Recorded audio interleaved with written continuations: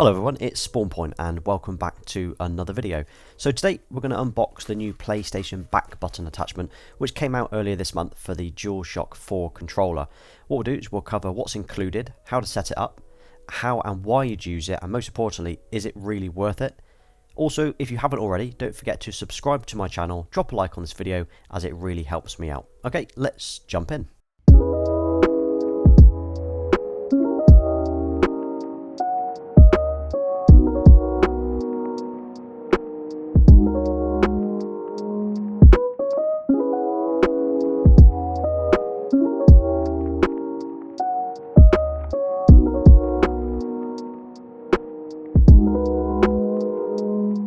Okay, so first of all, you'll notice just how small this box is. I mean, I was actually really surprised when I received it.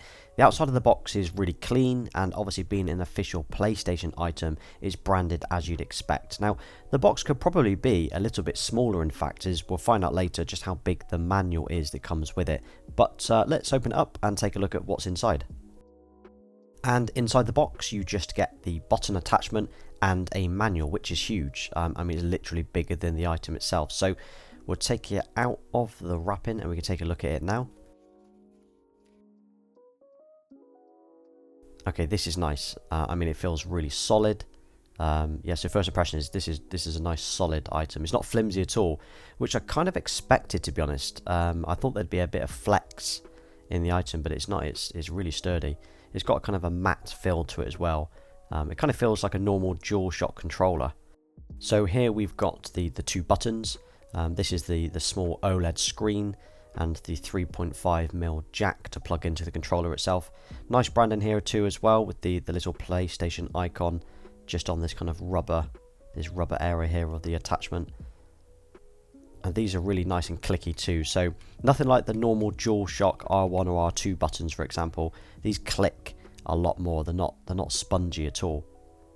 Now, I've never owned a SCUFF or a C40 or equivalent controller, so this is my first accessory that will allow me to map and change the buttons on the normal DualShock controller. So this is all new to me. I've literally only ever used the standard DualShock 4 controllers.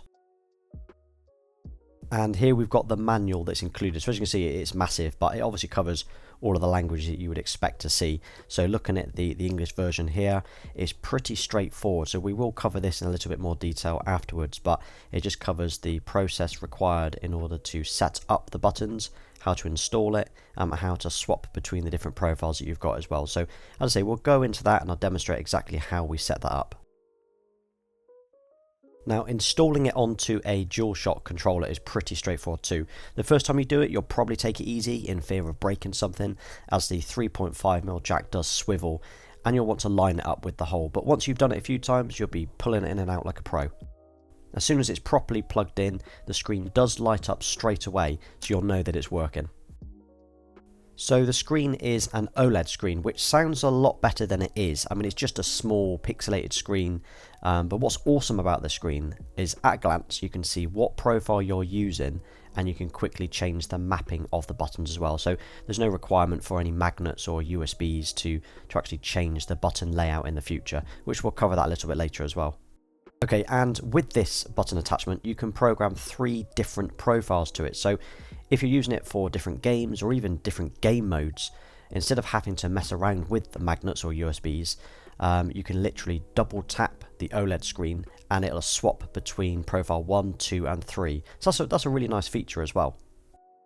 So to map the rear buttons to a new button is really easy too. So it's just a case of choosing the profile, for example profile 1, and then pressing and holding the screen until it starts to flash.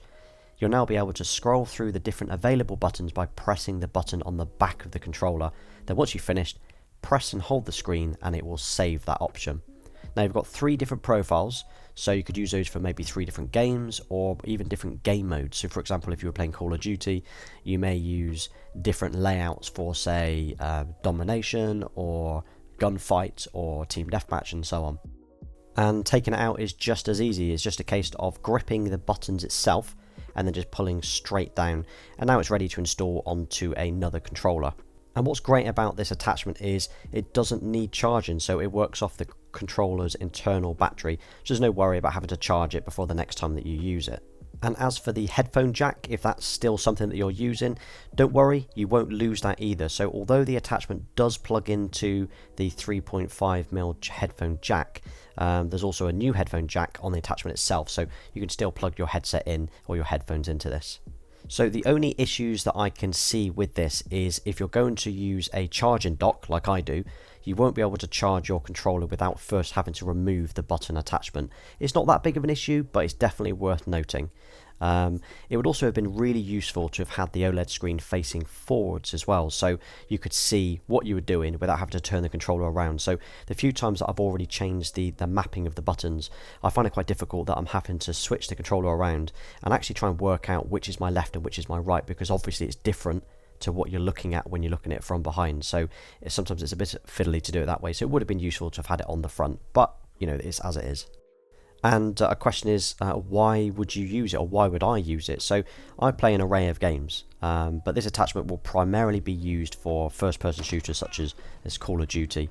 The advantages of using one of these attachments, much like the same reasons you'd buy, say, a SCUFF or a C40 controller, is to be able to press certain buttons without the need to remove your fingers from the analog stick. So for example, if I was to map, say, square for reloading or X for jumping to the rear buttons, I wouldn't need to remove my fingers from the analog stick as I'm running around a corner and having to reload or possibly jump.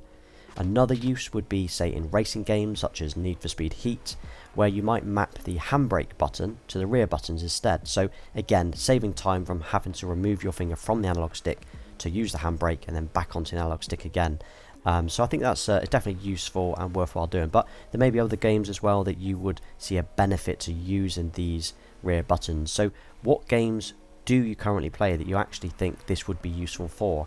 What buttons would be useful to remap? So would you change, say, the R1s or the R2s to the rear button? Or would you stick with, say, the square, the X and the circle? I mean, essentially, using the new PlayStation rear button attachment is a cheap alternative to spending a couple of £100 on, say, a SCUFF or a C40 controller. And honestly, it does it really well too. I mean, it feels great, and it doesn't feel at all bulky, which is one of the things I was worried about. I was thinking it was going to add too much bulk to the rear of the controller and make it kind of uneasy to hold, but it doesn't make any difference at all, so I'm actually really pleased with that. So what do I love about this attachment? So first of all, I like the fact that it's cheap. It's really cheap. It's at that price point where you don't mind buying it even if you only maybe use it a couple of times a month. You know, £30 or under is a really good price. The other thing as well that I like is you don't need any third-party software. You don't need to install it or plug it into a computer or use magnets, as I've said previously.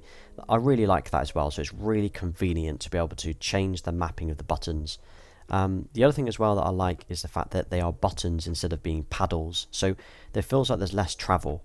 Again, I've not used the third-party controllers that are out there. I haven't used them, so I have no experience. Have you?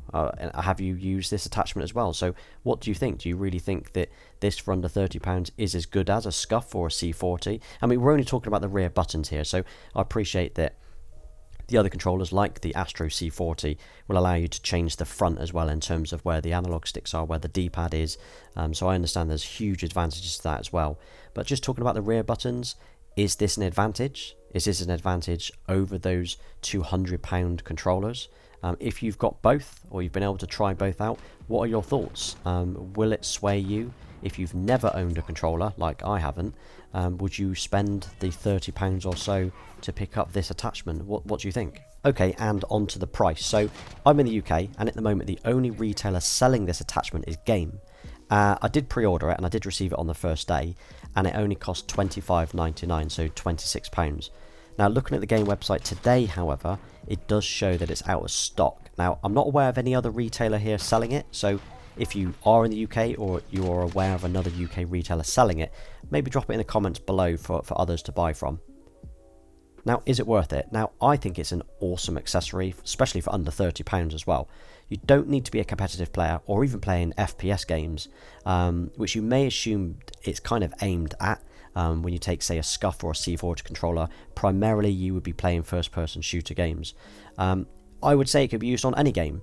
So any game where you can program any button to be more conveniently pressed. That's essentially the reason you would use this rear button. And that kind of wraps up the unboxing of this little accessory. What do you think? Do you want, or do you already have one? Do you see an advantage to it? Well, as always, thanks for watching, and I hope this video was useful to you. Please don't forget to like, subscribe, and follow me on Instagram. Until next time.